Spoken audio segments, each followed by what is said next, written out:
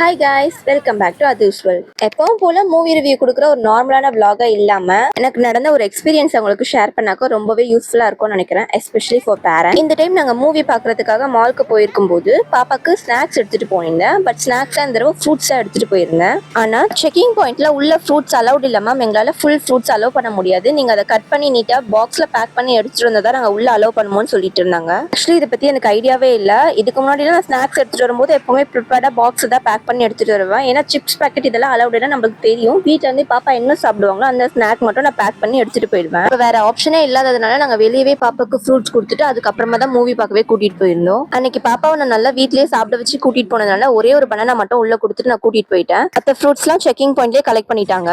So இனிமே நீங்க மூவிக்கு போகும்போது ஃப்ரூட்ஸ் ஸ்நாக்ஸ் எடுத்துட்டு போற மாதிரி இருந்தாக்கா அதை நீட்டா டிஃபன் பாக்ஸ்ல போட்டு பேக் பண்ணி எடுத்துட்டு போங்க. கொஞ்ச நேரத்துல மூவி ஸ்டார்ட் ஆயிடுச்சு. நாங்களும் பார்த்துட்டு வீட்டுக்கு கிளம்பிட்டோம். இந்த மாதிரி ரியல் லைஃப் பேரண்டிங் டிப்ஸ்லாம் தெரிஞ்சுக்க எங்க சேனலை மறக்காம ஃபாலோ பண்ணிக்கோங்க. பாய், அடுத்த வீடியோல பார்க்கலாம்.